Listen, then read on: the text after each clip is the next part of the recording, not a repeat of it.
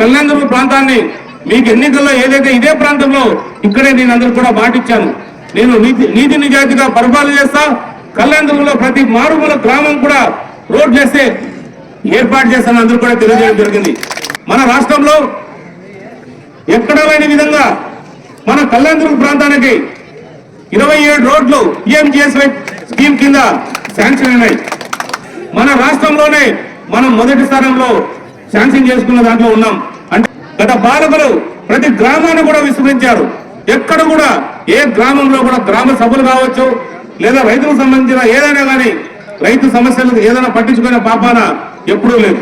చంద్రబాబు నాయుడు ముఖ్యమంత్రిగా ఉన్నప్పుడు ప్రతి ఇంటికి కూడా డ్రిప్ ఇరిగేషన్, ప్రతి ఇంటికి కూడా స్ప్రింక్లర్లు లేదా పనిముట్లు లేదా ఎరువులకు సంబంధించిన ప్రతి ఎరువులు కూడా ప్రతి గ్రామానికి ప్రతి రైతు కూడా అందే విధంగా వచ్చాయి.